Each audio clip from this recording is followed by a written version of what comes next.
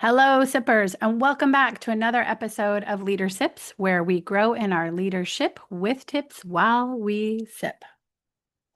Mm. All right, so today I have a special guest with me, Eric Rogell. He is a two-time best-selling author, multiple award-winning documentary filmmaker, highly sought-after speaker. He's been featured in Forbes, Discovery.com, Impact Wealth Magazine, NPR, The Learning Annex, Miami Herald, New York Daily News. Anyway, I could go on and on and on and on, but we'll get more into that in this episode. He also has decades of adventurous stories that he's been kayaking in Bora Bora when he was a journalist to being suspended over Oktoberfest and drinking Jägermeister in the air and learning how to pour the perfect pint from the great grandson of Arthur Guinness in Dublin, Ireland. No joke. Dos Equis guy has a new poster child. Eric Rogell is truly the most interesting man in the world. So sit back, grab a cup or a pint, and learn why actually Eric believes that life is not a snapshot. It's truly a movie on this episode of Leaderships. All right. Well, everybody, hi. Welcome again to Leaderships, where we learn about leadership while we sip. And today I am so excited. I'm thrilled to welcome special guest Eric Rogell.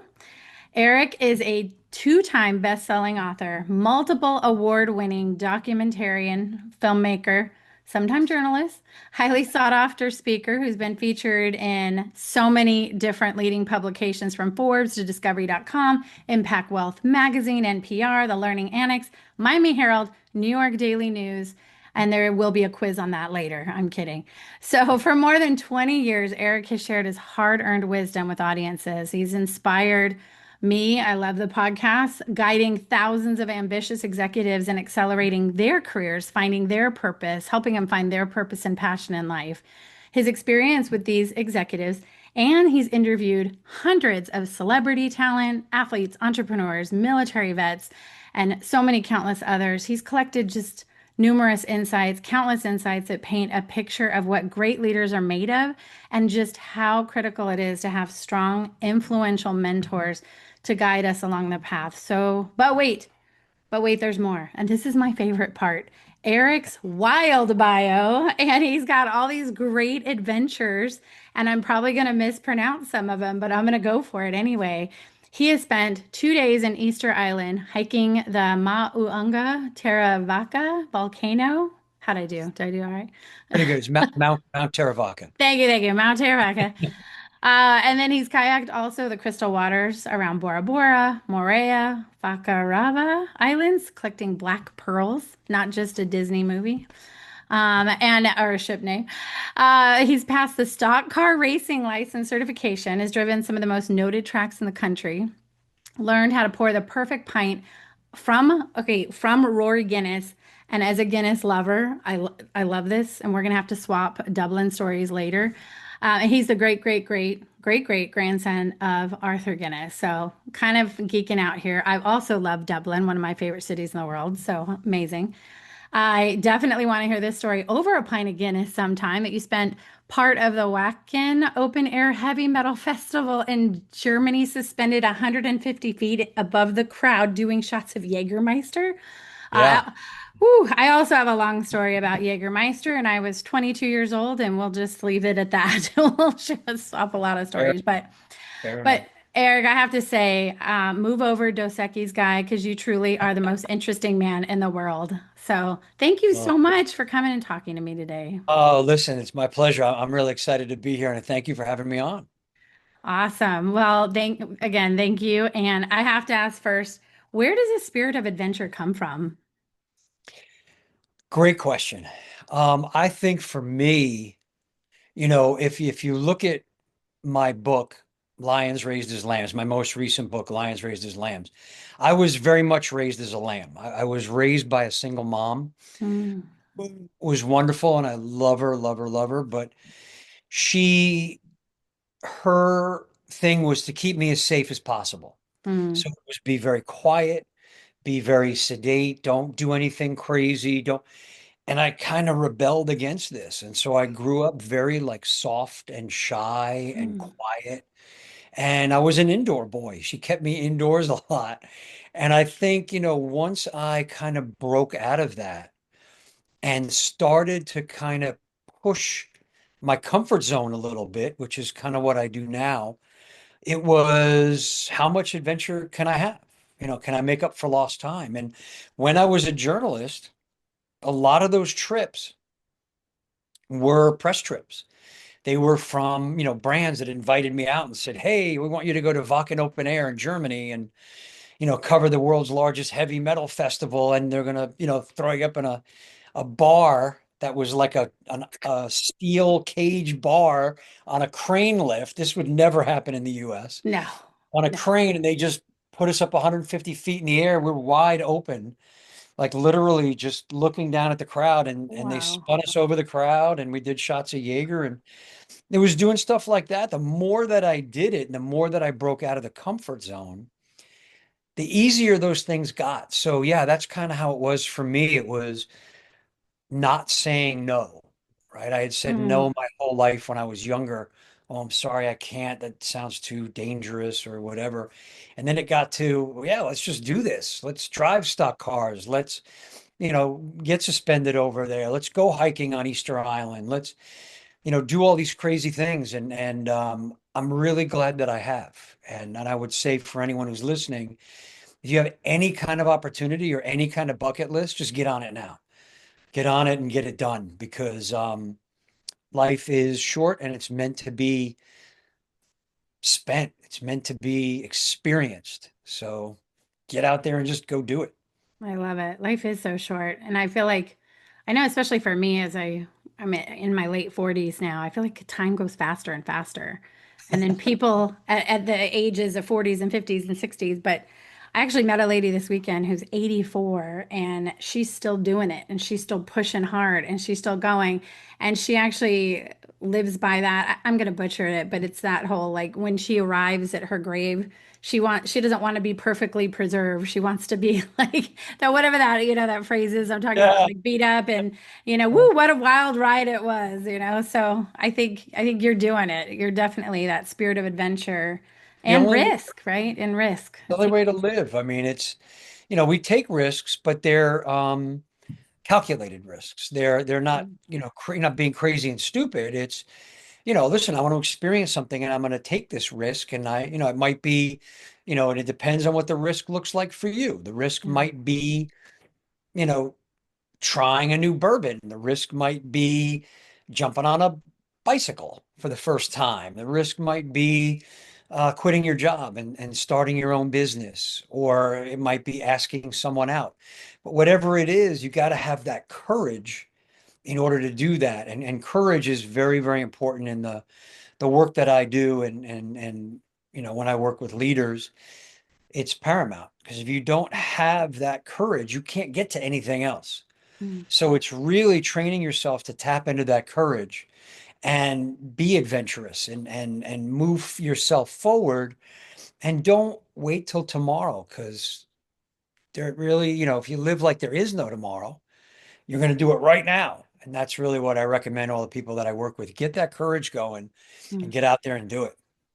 That's amazing. I know you mentioned your book, Lions Raised as Lambs, Yeah. and courage being what really helps everyone to unlock their potential, but it's scary, right? People, I think we get those automatic, negative thoughts in our heads that go, no, you can't do that. And Mhm. there's no way, or the failure is scary, or failure is not an option and all that. So how do you tap into that? Like, what advice do you have, as people listening to, okay, how do I do that? And then how because it's essentially leading yourself, right? Part of leadership is you got to lead yourself into these kinds of There, there's ways. So, there's leading yourself, and then there's having mentors that you can yeah. follow, and people around you, friends and good people who believe in your greatness and want to push you forward.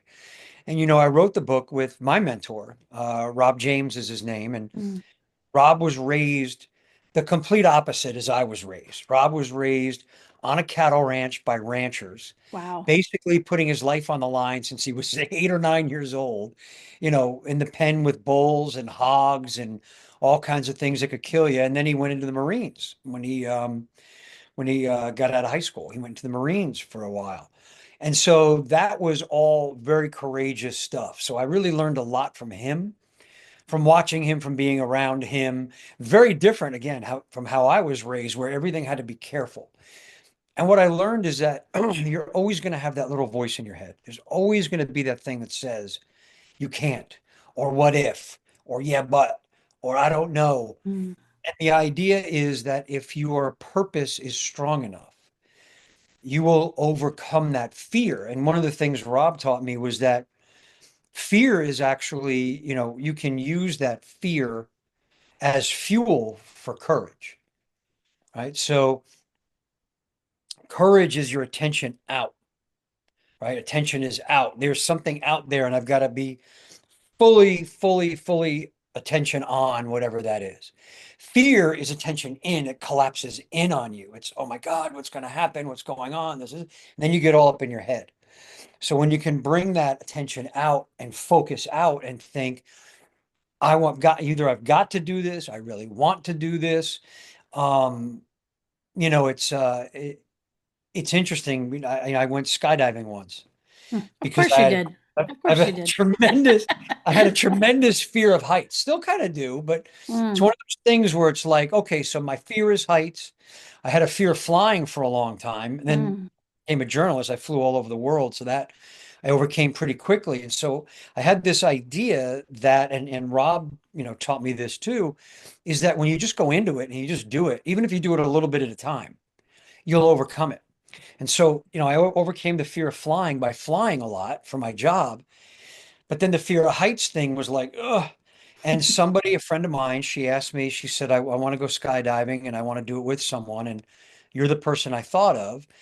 And I said, my response was, well, that scares the absolute hell out of me. So, yes, let's go do it.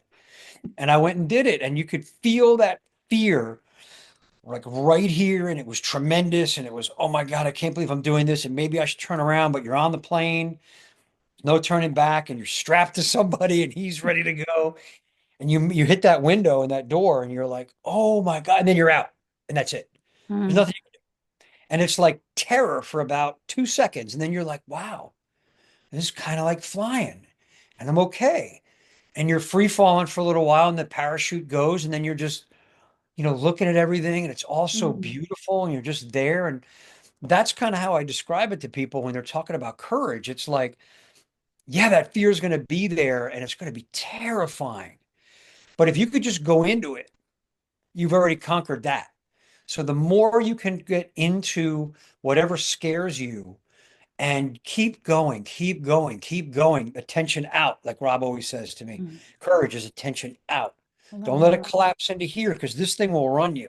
You want it out, and then you can get into it and really conquer that fear, and get into courage. And like we said, courage is absolutely paramount because without it, you're not going to move forward anywhere. Even as a leader, if you don't have the courage to make hard decisions, you're not going to make them. Mm. So I had a true. client who was a high level C-level executive. And he said, no, I never I don't like making decisions. I never make decisions.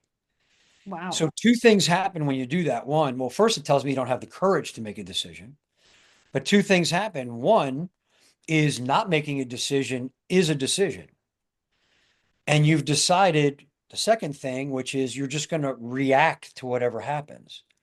So rather than being in command of it and taking command and saying, this is my decision, from courage. Here's where we're going, and then we'll take care of whatever happens. You're being proactive rather than, well, stuff's happening and things are going on. And now I got to fix it. And that is being reactive. And so we don't want to do that. So the courage will help you in your leadership and in your decisions. You've got to make those decisions.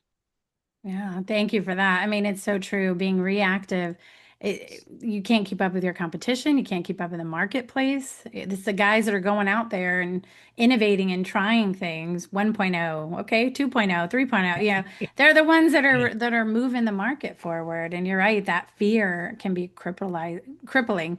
It's funny when you're talking about heights. I too am not a big fan of heights, but I can attest to what you're saying is 100% true because I refuse to let my fear run me. And so I've intentionally gone, now I have not jumped out of a plane. Maybe we'll see later, but I'm not there yet. But We'll go actually, together. I'll grab you. We'll go. We'll all take right, a. let's do it. Let's do it. All right. I don't, you know what's ironic is flying doesn't bother me. I've flown all over the world, been in a plane. I feel like maybe it's the cognitive dissonance of I'm not really up in the air. I'm just in this little place.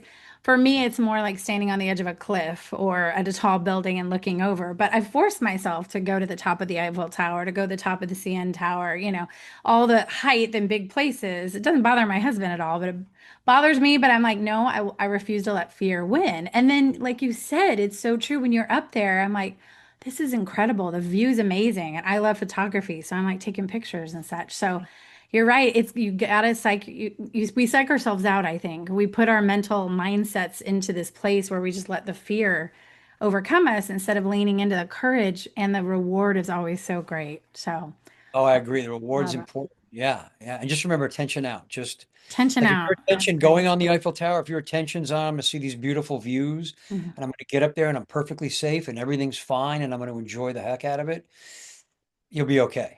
Yeah. It's when that collapses back in on you and the attention's all on the, oh my God, what's happening? This is terrible. This is terrifying. What if the Mhm. elevator collapses? What if the thing blows over? And Yeah. all that nonsense. And that's what keeps people, I believe, from really a lot of people from achieving their greatness is they don't have the courage to move forward Yeah. into You're that. you're So, absolutely right.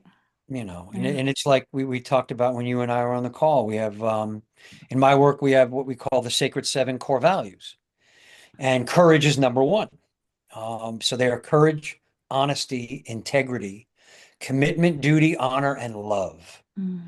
And that's my North Star. There's a bunch of us in the work that Rob developed, my mentor developed, and we all abide by those seven. And it's like a North Star. It's a thing that keeps you on the path. I use it as like guardrails, right? So I look at everything through those, but courage is number one for a reason, because if you don't have courage, you can't get to any of the other ones. Yeah. And the first three, and we talked about this, you and I, you have to have the courage to be ruthlessly honest with yourself. And when you can be honest with yourself, that leads you to integrity.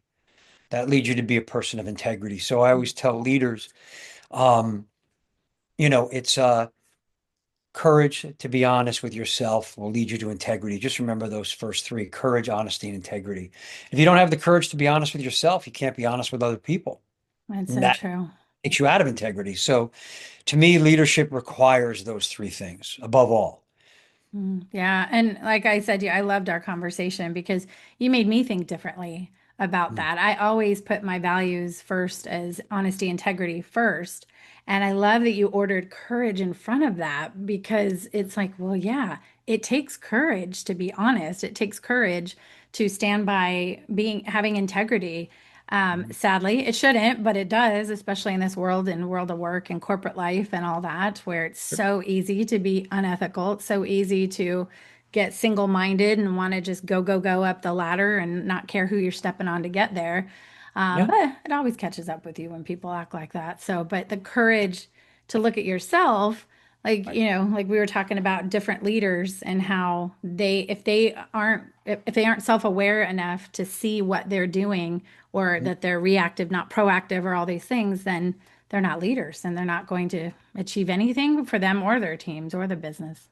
Sure, and I agree with that 100%. And the other part of it is there's a lot of leaders out there now that are entitled leaders. They Mm, have the title of preach. leader or VP or chief whatever officer, and they Hmm. just got put in there.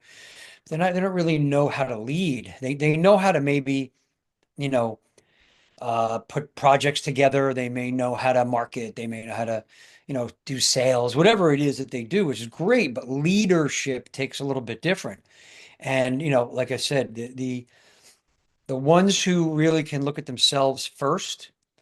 I find the entitled leaders don't. They just are like, I'm the boss, and this is what I say, and this is what we're going to do. But when you have the leaders who have earned it and are really coming from the heart, from courage first, and then, love is our seventh one. So it's courage and love kind of surround them all. when they can come from both of those, they're really leading um, with strength. They're leading with command and they're leading with strength. And that's where I think a lot of times we're missing that now in the workplace, in society, in families, where it's like, it's leadership, fortunately, is something that can be learned. So find some mentors. That's what I did. Find some mentors who are ahead of you on the path and get out there and learn from them and see what they're doing and what worked and what didn't. Because look, we all have these battle scars. I have probably more than most because I have failed at a lot of things over the years and failed a lot. But you learn from each failure and you move forward and you learn the courage to keep going, the resilience. And I found that there are people ahead of me on the path who have failed more than I have and succeeded more than I have. And if you can learn from them and you can be um, confident enough in yourself that you can follow someone else, learn from someone else, then I think you're going to go way further than other people. So it's putting that ego aside and going, that person knows more than I do. I want to learn from them. And then we get away from this entitled stuff. Then you have leaders who are striving to be greatness, striving to be the best leaders they can be ongoingly. And I think it's an ongoing, lifelong learning process when you're in leadership position is what works for you, what gets the most out of your people, what motivates the most, and what drives results. And so that's kind of where, I guide people to is take those um, take those steps, find that someone. Mm, And if you look at the sacred seven core values that we use, you have the courage and to be honest with yourself, live in integrity. Then you can start making commitments to yourself and commitments to others. You find your duty to your company, to your family, to your country, to yourself, and you can honor others for what they have done. Honor those that are ahead of you on the path, honors those that work with you. mm. Give yourself some honor and love and just unconditionally love. And if you can do all those things, I think you'll be a phenomenal, phenomenal leader. Yeah, I couldn't agree more. It's weird that people are afraid to talk about love when it comes to leadership. I Sure. mean, why do you think that is? It's interesting. I think because, well, I think it's a few things, and I'll just name a couple of them. One, people get very uncomfortable in the workplace. It's kind of been like, you show, and even in schools now, you can't show affection. You can't, say certain things. And I can understand there have been people who've gone too far, but I think we've swung the pendulum too far where Yes. people shut this down because they're afraid of saying the wrong thing, doing the wrong thing, having it taken the wrong way. Like, oh my God, he's hitting on me or Mm-hmm. being inappropriate. So that's one of the things that I think. And I think the other thing is, look, when we were putting together the Sacred Seven, there was, I think it was nine of us, men, in a room for like 10 hours. It was at Rob's house, and Rob was guiding us, and we were going through all the stuff, and someone mentioned love. I think it might have even been Rob, might have mentioned, let's put love, it's got to be on the list. And I was like, what are you talking about, love? That just sounds so weak and sappy and so, and I fought against it. And thank goodness I lost that argument because Mm-hmm. love is one of the most powerful things that we have. Mm-hmm. And I always felt it was weak. But when you look at what constitutes love, love is just space for people to be who they are without judgment, without criticism. It's just allowing people to be who they are. It's your attention on their greatness. It's coming from here, from your heart rather than your head. And some of the great qualities, and we have the four foundational archetypes in my work also. And one of them is the lover archetype. And in that, some of the positive traits of the lover archetype are wisdom. So wisdom is part of that. Trust, creativity, empathy, compassion, um, uh, what I say, generosity, right? Nurturing, caring, All of those things go into that part of love. And if you can be that as a leader, and we can go through the four foundationals in a second, I think you're doing amazing. And I think we've had a lot of people view love the way that I did at the beginning, like it's weak, it's sappy, it's not appropriate for the workplace, that kind Right. of thing. Yeah, your HR flags go Yeah, off. exactly. But you have to have heart. You have to have Mm, heart as a leader. yeah. You can't just lead from your warrior side. Um, and if it's okay, I'll go through those four right Yeah, I would love now. it. Great. Yeah, so in our work and my work is lion-hearted leadership.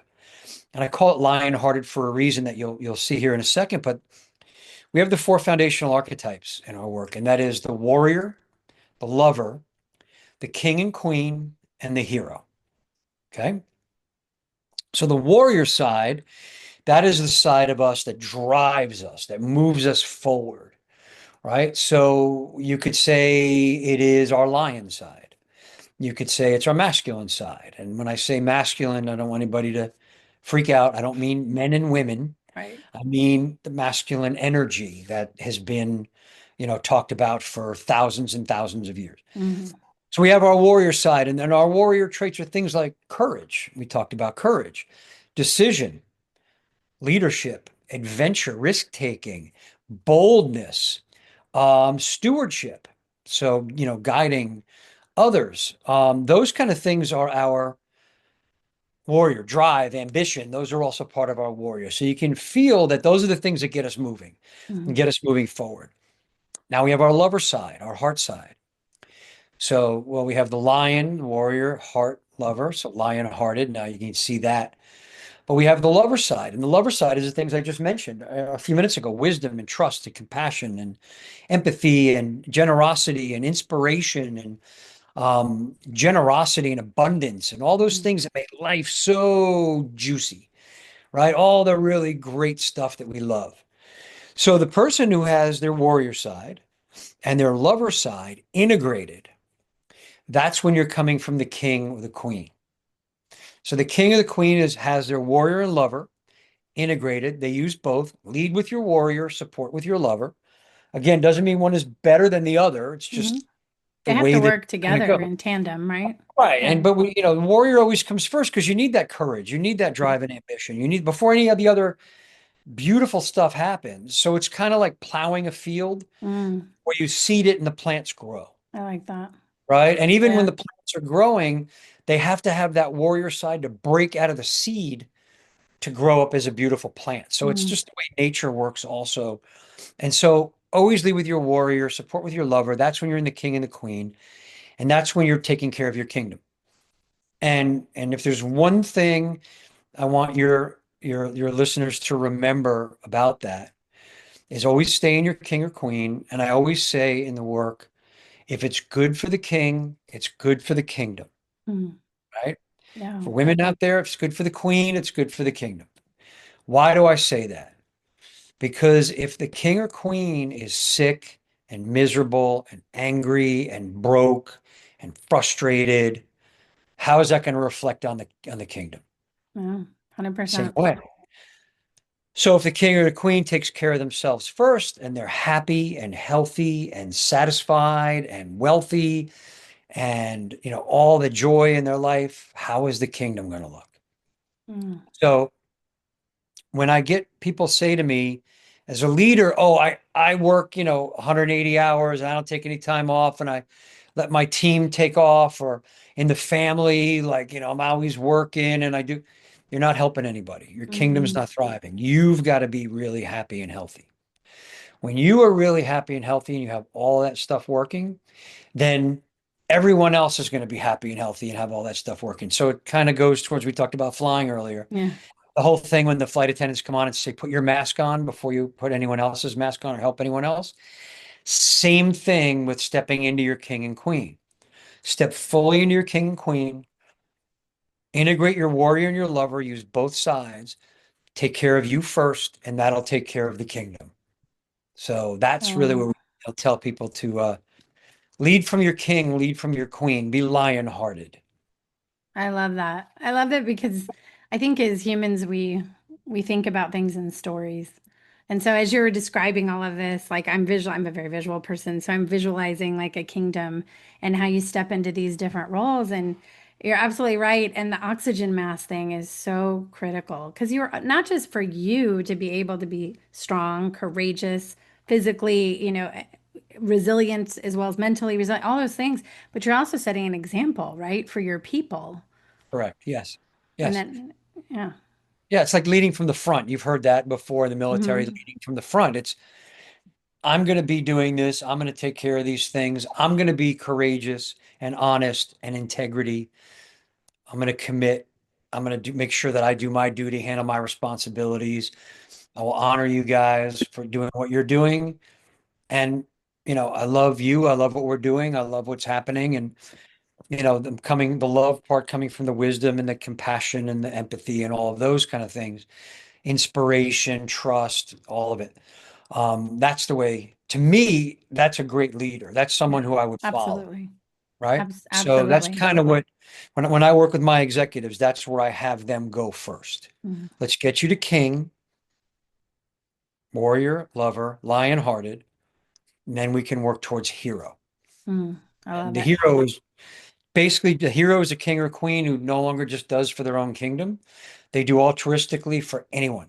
So they're just coming from the heart fully, and they're just out there doing for others. And one of the things I always suggest that you can do, create kings and queens around you, Yes. right? Bring the people who are under you, supporting you, next to you, make them into kings and queens.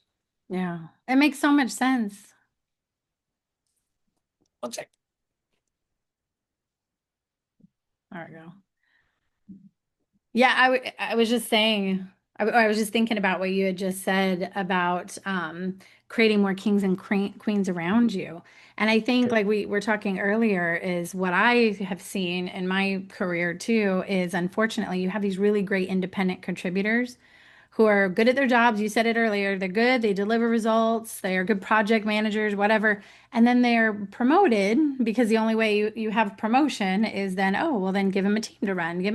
And they just don't have leadership skills. They're not equipped to Yeah, be able to lead other people. So I feel like that is such a travesty almost that I see where you create these great king leaders, and if they're not creating them, their whole, you know, king and queen and the whole court, if you will, around them, that's what we get into. And then they begot bad leaders and so on and so forth, and create a really negative ripple effect too. And it lacks succession planning as well when you think about leadership in companies. So, how, absolutely.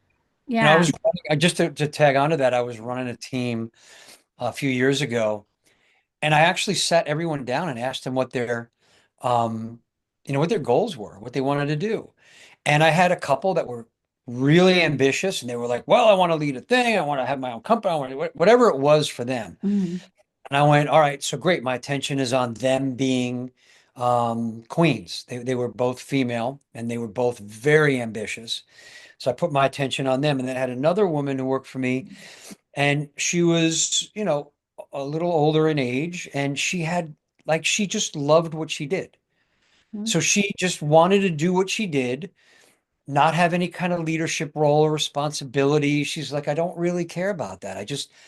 I want to know what I do. I want to do it all day, and then I want to go home. And that was wonderful. And hey, there's nothing wrong with that. So Yeah. my attention was on just letting her do her thing, get her, some more training if she needed it, but let her do her thing and not force her to get into like a responsibility or management position because it terrified her, number one. And she was older. So this was like, she was just kind of cruising until she was going to retire. Yeah. The other ones were younger and they were ambitious and they wanted to build careers and they wanted to be successful. So I think there's a balance of knowing like not everybody wants to be a leader. Mhm. And and obviously you can't have everybody be a leader. You need the people that are in the trenches doing the work. Some of them will want to be promoted out of it, and some are just like, I just like doing this. This just makes me happy every day to Yeah. do my thing. And then as us as leaders have to recognize that in our team. Who wants to move along? Who wants to progress forward? And who wants to kind of just do their thing? And there's nothing wrong with either one of them. People can live their greatness just doing that one thing over and over again. And if they're fulfilled doing that, then it's our job as leaders to keep them fulfilled in doing that. And so I just wanted to kind of throw Yeah. that in. We were talking about that. Yeah, I appreciate I love that. Have you though encountered people who maybe don't have the self-awareness? Like they want to be, they're ambitious, they want to be leaders, but they don't have the heart alignment to lead. They are not equipped. But they have no self-awareness. Have you encountered people like that and how do you help them or talk to them, I guess? That's a great question. I've absolutely encountered people like that. They want to, but they're not quite there. Mhm. Um, now, in my case, I will mentor that person and impart as much wisdom on them as I can. And now I I say wisdom for a reason because there's a huge difference between wisdom and advice. Mm, I tell people if you're going to mentor, come from wisdom, not advice, because advice comes from the head. It comes from up here. And usually it has the word should in there somewhere. mm, Oh, well, Bob, you should do that. If you want to be a leader and you should this and you should do that and you should take this course and you should do that. Whereas wisdom comes from experience and the heart. And I will tell people personal stories. Well, Bob, when I first came out to be a leader, I was really timid. I didn't really have any direction. I didn't have any good mentors. I thought I knew what it was all about, but here are the mistakes that I made, that kind of thing. mm, And to me, that's way more effective because when we start telling people what they should do, they tend to like, the walls go up, right? And they mhm. just get defensive and they're like, screw you, pal. Who are you to tell me what I should do? Right? Yes, yes. It's more Been like, here's there. what happened to me. Here's my experience from Mhm. wisdom. Here's the battle scars. Here's the mistakes I made. And then here's the things I did about it. And here's the results I got. And then you can take from that whatever you like. And I find that moves people along. And I find that, listen, most people, all of us are not self-aware. There's very, very few people who get self-aware on their own. I, was led to awareness by Rob, Rob, my mentor. And that's what the book is really all about. Lions Mhm. raised as lambs is I was the lamb and he was the lion and kind of guiding me. And the thing is you can be led to it, to self-awareness. The more self-aware we become, my personal feel is the more productive we can be, the better we are at what we do. And, you can help somebody along in that path to becoming aware of their shortcomings, we'll say. So getting back to having the courage to be honest, having the courage to be ruthlessly honest first with yourself, but then with others. Mhm. Bob, your leadership skills are not where they need to be right now. Are you aware that you blah, blah, blah. Here's what happened to me. I had the same issue, or I worked with a guy who had the same issue. Here's what happened. But I really think that it is our duty to the people that are around us, if they have that ambition, is to help guide them and especially help them find out what their greatness is. Because one of the things I've learned from the work over the past more than decade is they always say to us a lot of times our greatest weakness is often our greatest strength. Mhm. So if you look at me, my greatest weakness was fear, anxiety, saying no, never wanting to do anything, living this protected life. But coming out of that, it's become my greatest strength because I know that side of it. I've been on both sides. And now I can say, hey, listen, Bob, I've been where you are. And I see this in you. Let's move this way. Let's go. If you're That's willing, awesome. let's move. So I think leaders have to be, it's not just about getting results out of your team. It's not just about the numbers. It's about, can I create kings and queens around me and people that are going to, eventually move into their greatness and achieve incredible things. Yeah, that's amazing. I was just thinking about how do you do that, or do you do it differently based on generation? So I know we've got, for the first time ever, I think we have what, six generations in the workforce. Mm. And yeah, I personally am a Gen Xer. I know we still have boomers here, and then millennials, and then Gen Z, and even alphas are starting to come up pretty quickly after Gen Zers. Do you feel like this lion-hearted approach, which I love, do you think that Gen Zers will grasp onto this, or maybe you've talked to some in that younger generation? I have, and they do. And I think part of the reason why is, if you're familiar with Joseph Campbell, Hmm. uh, just an incredible, incredible guy. Joseph Campbell is the one credited with coining the phrase the hero's journey. And he wrote a book called The Hero with a Thousand Faces. And the reason why he titled it that is because every story is every story is every story. It all kind of goes through that same arc, right? You get called to adventure, you're like bored, called to adventure, a magical mentor shows up, you go into the descent where you're facing all these challenges and think you're never going to get it, and you're failing and failing, and you have your one big, foe that you are fighting against, and you keep getting defeated until you get the gift of the goddess, and then eventually defeat your enemy and return home as the hero. So if you look at it through the warrior, lover, king, hero, that's what we base that on too, right? And there's, Hmm. Carl Jung was really great with the archetypes, and he looked at those. But if you look at the warrior, is when you make the decision to go in the descent and start to fight. You need that mentor. Somebody's got to be there to mentor you. And then get challenged. You overcome the challenge. Gift to the goddess to me is the lover, the heart side. Come out the other side, return home as the king and then the hero.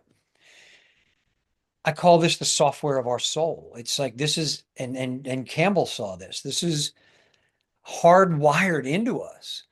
So when you speak from that, I mean, you can look at any great movie that's out there, from Star Wars to The Matrix to The Lion King to Harry Potter. They all follow that Yeah. same pattern, right? And I've given talks where I actually compare them all and run them through the archetype. Oh, that's cool.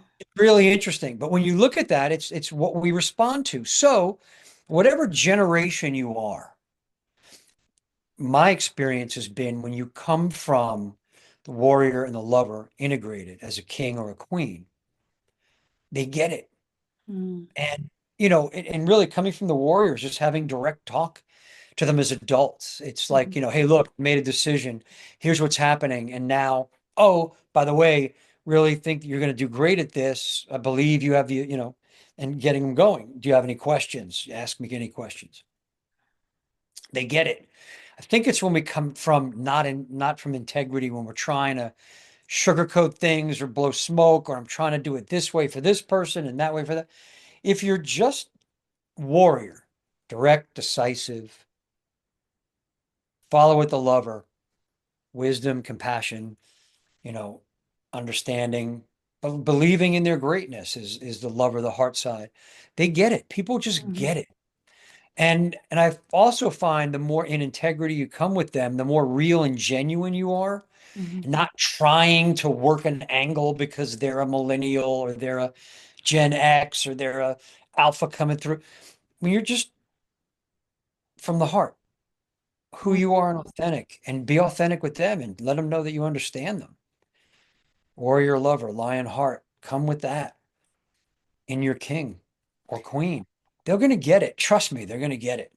No, I love that because I've never quite heard it put this way where it's like you're just appealing to the humanity in all of us. This is There you go. part of Yes. who we are, and it is who we are. And it's funny how we do let, like, I don't know, societal labels or stereotypes or the way we assume or think or whatever get into everyone's heads, right? Especially as leaders. When, to your point, humans are humans. We all love a good storyteller. We all are connected with nature, or should be. There's so many things that are just universal truths that I think Yeah. people treat so differently as like, oh no, that's you, that's me. And it's like actually we're kind of all the same in a lot of ways. And so this is how we connect with each other. So it makes total sense. Yeah. As you bring Yeah, that up, one of the things, so Rob's mentor, a man named Harry Palmer, a great man, taught Rob. Rob taught me. So it's kind of like that. it's We talk about awesome. that generational impact and mentoring. But one of the things that we said in the work, and I think Harry said it, someone may have said it before him, I don't know. So, but I'm going to attribute it to Harry because that's how I heard it, Mm, was there's really only four things people really want. And they just want to be respected, admired, Mm, acknowledged, and appreciated. so And true. if you can That's bring that's those things, wisdom. That's wisdom right there. yeah, and I feel like the respect part is the warrior, Hmm.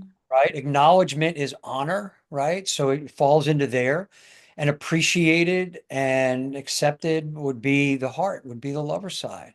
So you have all those things. And if you can do that with your people, it yeah, especially the younger generations now, they can see BS a mile away. Yeah, They it's so know true. if you're coming at them trying to do something. It's just be real, be open. Yeah. Come at them genuinely and don't be afraid to say, hey, listen, look, I don't know if they ask a question or if you're not getting across to them, hey, listen, there's not a connection here. I don't really obviously I'm not communicating well enough with you. What do we do?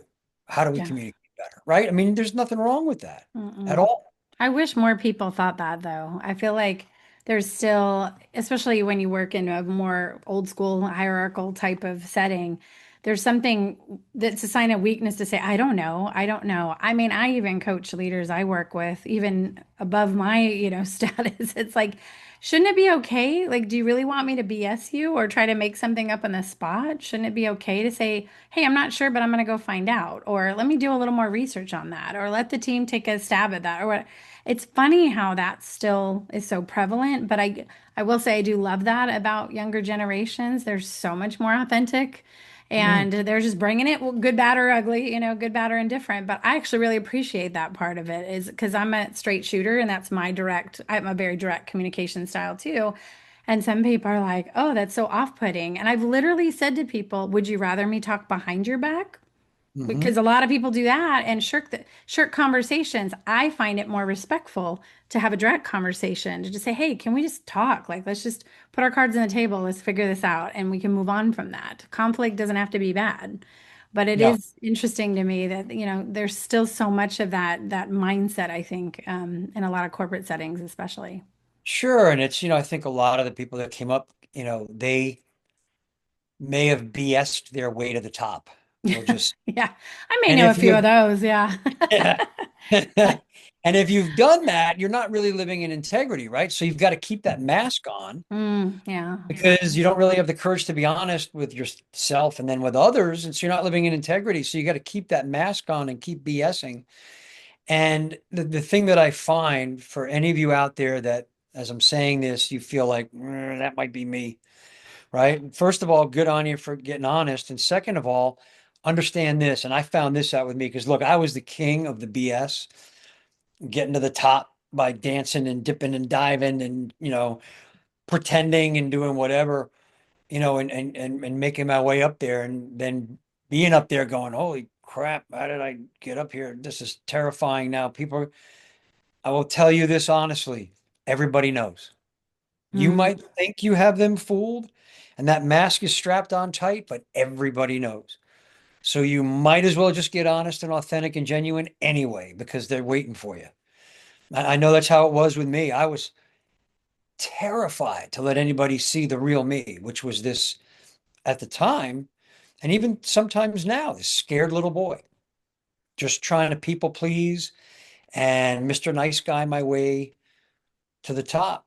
And when I finally let that guard down, one of the things that I found was the people around me were like, man, you know, thank you, because we already knew you were full of shit, right? We already knew. But to hear you say it, and again, that goes back to the courage, the honesty, and the integrity, Mm. is, it's so much better. And then everybody can just relax. And the one thing that I realized was, do you know how much energy it took to keep up that facade? It must have been exhausting. It was exhausting keeping that up, Can only, yeah. right? Trying to pretend to be something that I wasn't. And once you let Mm, that down, you're like, all right, cool. Now we can actually put attention on the things that matter rather than I love that. keeping our attention on keeping up this facade. Now I can just do it on things that matter. And now I have the free attention and the energy to now I can get things done. Mm, So I would love it. recommend to anyone out there, just that's just some wisdom from me because I have been there, is just be genuine and authentic. Let people know you're afraid. Let them know that hey, I don't know what the hell I'm doing half the time, but let's just get this done. I'm open to suggestions. I'm open to ideas. But then I ultimately will make the decision, but let's get this done. And I think, I really feel that has been a turning point for me in my career in just getting genuine and getting authentic and dropping the nonsense. Wow, Eric, thank you for sharing that because I know that's a lot of humility right there and a lot of vulnerability in sharing that. But I really do hope that speaks to the heart of people listening. And if not, I'm going to forward this podcast to several people I know. I'm just kidding. That's Yeah. terrible. That's Listen, terrible. it's not terrible. It's No, because look, if you no, look at it this way, I will. but here's the Yeah. thing. So you just brought up a great point that I want to jump on while you said that. No. So many of us are afraid to say anything because we don't want to hurt anybody's feelings. Like Mm, feelings are a big thing. And I have a thing that I say all the time to the guys that I work with, and it's F their feelings. yeah. Like, I know you work with Disney. I don't want to be cursing on your podcast, but it's F their Okay, we're feelings. adults. Yeah. Because in all Mm, honesty, if you're making decisions and you're coming from, am I going to hurt anybody's feelings? mm, You're making the wrong decision. And if you feel like, hey, there's people that need to hear this, whatever this is, this person needs to hear this. They may not want to hear it, and it may not make them feel very good for a little while. Because listen, Rob has said some things to me that were horrific over the years. Like, and he only does that when I just have my head up my butt and I'm just off the path. He becomes the guardian and it's his job to get me back on the path. Sometimes it's done from the heart and sometimes it's done with a sword. mhm. And I'm like, screw this guy. How dare he say that to me? And that goes on. I'm hurt. And I'm like, I can't believe he said that. And how dare he? And then like a day later, I'm like, whoa, thank God he told me that. Yeah. Because now I can get back on the path. Now I can move towards my greatness. Before I was like doing this over here, doing some nonsense. Yeah. Need that to get back on. And it comes down to like that old saying, everybody wants to be a lion until it's time to do lion stuff. Mhm. That having to tell people the stuff they really don't want to hear but need to hear, that's the lion stuff. And if Yeah. you're going to be a lion-hearted leader, you have to be able to do that. So absolutely, Carl. And I would say if you know some people that need to hear that, send them the clip, have the conversation with them and say, look, I want to show you this clip. That's the warrior. I've decided Mm, I'm going to show you this clip or I'm going to tell you this thing. The heart side is here's what I'm seeing is going on with you. And it's yeah. because I love you and I believe in your greatness that I'm telling you this. It's not because I want to tear you down or, haha, I get to say nasty things about you and it makes me feel better. No, it's coming from the heart. And people will know when you're coming from the heart. And it's because I want you to see this so you can be better. And that's where I think it's important as Yeah. leaders to be able to do that. Yeah. You're so right. All right. Challenge accepted. Good. I'm That's in what it. I'll tap into my warrior, my courage, my warrior self. you And you go. know what? You're absolutely right. Even as you were talking, I was thinking about some of my best mentors definitely told me what I need to hear, not what I want to hear. Yeah. What I want to hear, you're just people pleasing, right? As opposed to serving them, which is what a real leader does. This is going to serve you in helping you get better, helping you see your blind spots, helping you move forward into your potential. So I love that. Yeah. And Absolutely. I always tell people if your mentor is your best friend, you got the wrong mentor. Yeah. Amen. Your mentor should piss you off regularly. And I mean that Wow. from the Yeah. heart. Like No, you're gonna be completely. pissed at your mentor, like, what the heck? I can't because they are showing you things that you can't see. They're Mhm. shining a light into your blind spots. And that hurts a little bit. Sometimes Yeah. it dings the ego, but the ego needs to be dinged as much as possible because the ego is what's holding you back, right? The So ego is true. up in here holding you back. It's the heart that gets you moving. And so you want to come from your heart. And the only way to do that is to hear the things you need to hear. And you need a mentor who's going to piss you off every once in a while. And if you are a mentor, make sure you're pissing off your mentees every once in a while. Otherwise, you're not pushing them hard enough. You've got to show them and say the things, the hard things. But Mm. do it from the heart and you'll always, it'll always land properly.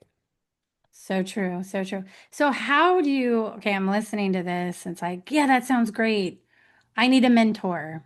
Where do I start? How do I find somebody? How do I find my lion-hearted mentor, my Rob James, my goose to Fine. my Maverick?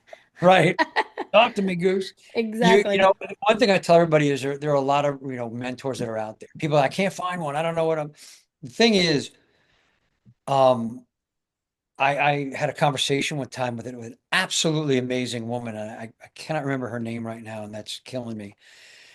But her mentor was Steve Jobs. And the Wow. reason how Steve Jobs became her mentor was she had an assignment in high school to find a mentor. And Mm. she grew up in that part of California where the Apple headquarters was. And she said, I want Steve Jobs to be my mentor. And she wrote to him and never heard from him. And she knew there was a coffee shop that he went to all the time. So she would show up at the coffee shop and she approached him. And over time, he agreed to be her mentor and actually Wow. launched an amazing career for her. I think she was one of the people instrumental in starting Apple Music because she had wanted to get Incredible. into the music industry and he mentored her and all this. And she went into the music industry and then he hired her in when they started Apple Music. Amazing story. And so I Mm. tell people all the time, like, find someone who has been in your industry or has done what you want to do because you want someone ahead of you on the path, right? Who's got the battle scars already. So you don't have to go earn the same battle scars. You can get some wisdom from them. Go find that person or identify that person, reach out to them. A lot of people are very flattered. And, it might be a thing where you say, all right, so I'll meet with you once a month or, we'll have regular conversation. Depends on what they're up for. But I would say, be bold, be courageous, reach out to that person and say, hey, I'd love to get some wisdom for you. I've been looking for a mentor and I want to get involved in the same industry you're in or follow. I've seen your path and like to follow in your path and would love to have some guidance from you. If you could impart some wisdom here and there and build the relationship from there. That would be my biggest um, my wisdom on finding a Mm. mentor is find somebody you really want to learn from. That's great advice. Do you have multiple mentors, like for different things, or I, do I you? did, Mm. coming up once I broke out of the whole like being the lamb and living soft and quiet. Mm.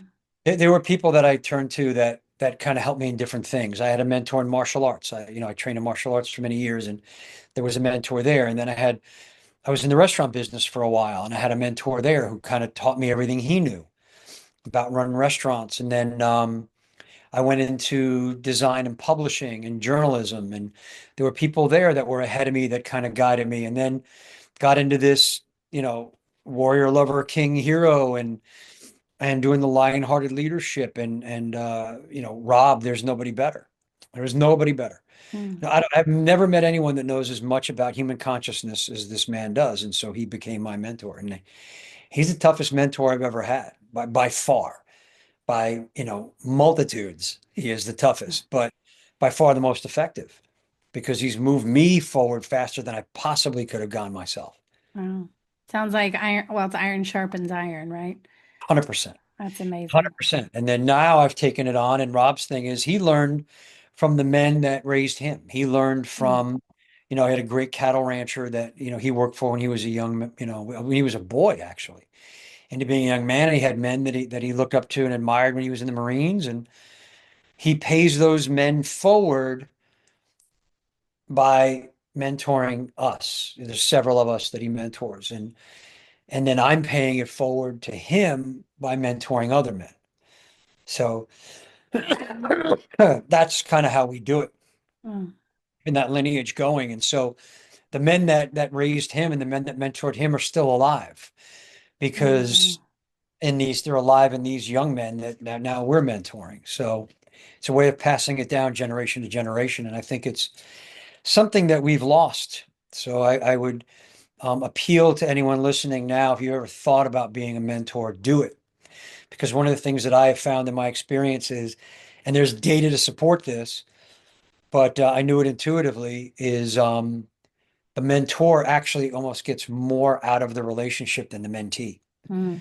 By guiding and teaching someone, you're enforcing it in yourself. So get out there and do it because there's a ton of these young people that are out there. They don't have to be young people. It can be, people your own age, but just people that are out there that just are dying for mentorship, dying to learn leadership, dying to become their greatness in whatever it is that they want to do. And you might be the key to that.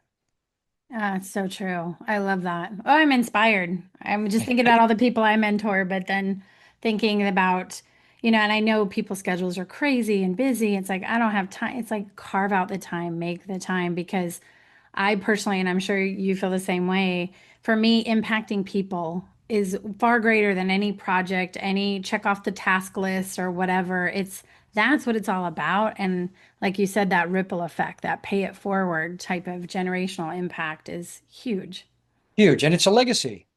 It's the legacy of the men that Absolutely. work with Rob. It's Rob's legacy to work with us. And it's my legacy to work with the people that I work with, Absolutely. the men that I, put on the path Mm. or who wanted to be on the path and accelerated on the path. It's a legacy. It'll live long after you and I are gone Yeah. No, because it's they'll be amazing. passing it on. So that's the key thing. And that's why I said warrior and lover integrated is the king and queen, but the hero is creating kings and queens around you. The hero is the mentor, right? And that's Amazing. what we're creating. That's heroic to me. It's Mm. heroic and it hits me right here. Amazing. I was on your Instagram and I saw something that resonated with me that a mentor told you. Life is not a snapshot, it's a movie. Yeah. Um, what does this mean to you as you think about like leadership journey and mentoring and what does that phrase mean to you? That was really cool. So yeah, it's a beautiful thing. And Rob did say that to me. Life is Mm, it's not a snapshot. It is a movie. And what that means to me is we're constantly moving and evolving and going forward. mm, And sometimes we have a tendency to take a snapshot of a person and go, well, they made this boneheaded mistake last year. They blew up the copier. And so now forever in this office, you're the copier blow up guy, right? Like we're just going to hold you to that for the rest it's of your true. career. You're the guy that blew up the copier. So That was true. a snapshot in time. Mm, And if you hold people to those mistakes, you're limiting them in a really negative way. It doesn't do them a service. If you can take that snapshot, but then widen back and look at the whole movie, you can go, all right, this was just a point in time and now they're moving. And I can actually influence them along that path by not letting them be the, blow up copier guy. Now you've learned from that mistake and you've moved forward. So that's what it means to me. And it's so important to us as leaders to not take that snapshot and hold our people to that for the rest of their careers. mm. Let them, there's a movie and you can guide it where you'd like it to go. So that's what that Ah. really means. I love that. I mean, yeah, I'm glad, first of all, I'm glad they didn't have cell phones when I was in high school. Otherwise, I'd literally I'd have a lot of snapshots that I wouldn't want resurfacing. But what a great way to think about, because I feel like you were saying before, we're not good at risk or courage and failure. And so what you're doing, if you hold someone to that snapshot, then you're basically telling them you're not allowed to screw up. And if you're not allowed to screw up, then you're not ever going to be creative and innovative and learn and grow and, into your movie. And yeah, that's so powerful. It's powerful. Yeah, amen to that. I mean, it's just, we have a tremendous responsibility as leaders and we need to take it seriously. And I always tell people, if you're a leader and you're mentoring others, because we are every day, we're mentoring others that work for us.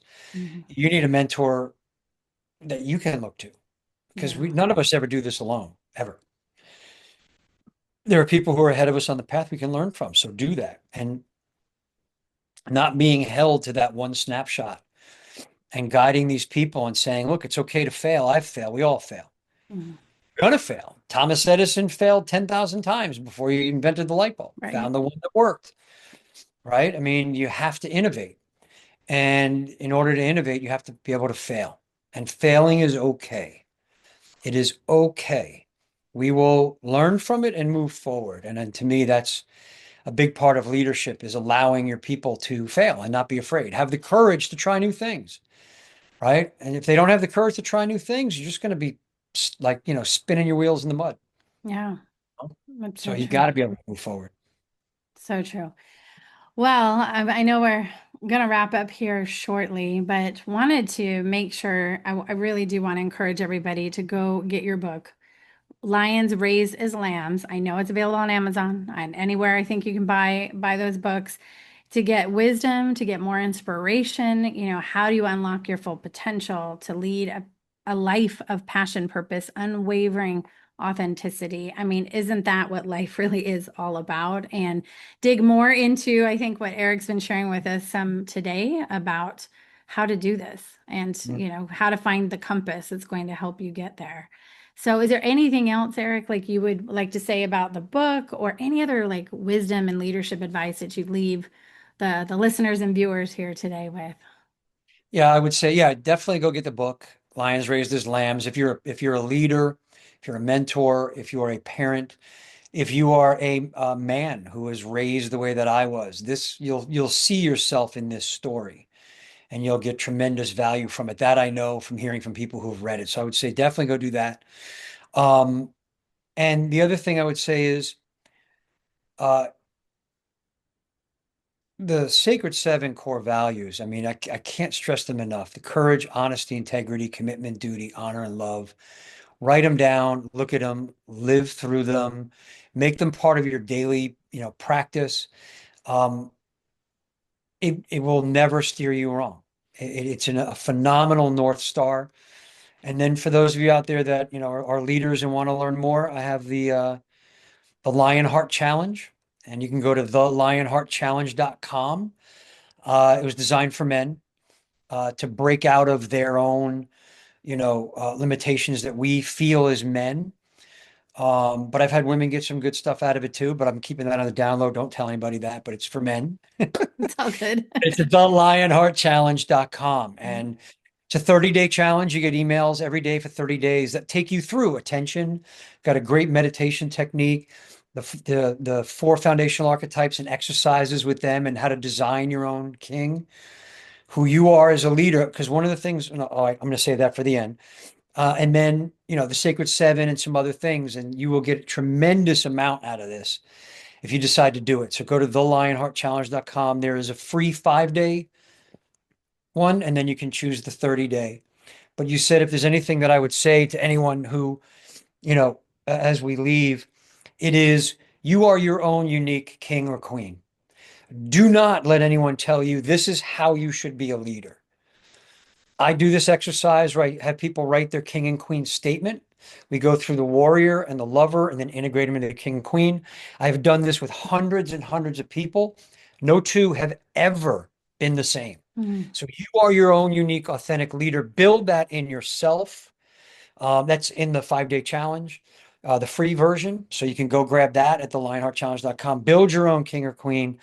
And really, that's the only way to lead is your own authentic, true self. Amazing, Eric. It's a perfect way to end our time together. And I will make sure to put all the links and all the information too, so you can see that unless you were, a lot of people are in their cars, they're not taking notes live. So I'll make sure to provide that to all the listeners as well. And thank you so much again for your time today. Any new adventures coming up? Anything else planned? No, I'm going hiking in North Carolina next month for my birthday. Ah, So hey, just that's going to do a so nice hike, nice week of hiking in North Carolina in the mountains. So that's the next adventure. awesome. Well, again, thank you so much for being here today. I learned a lot. I know the listeners have learned a lot and can't wait to just stay connected and keep following you on your adventures. Same, and thank you for having me on. It was an honor to be here.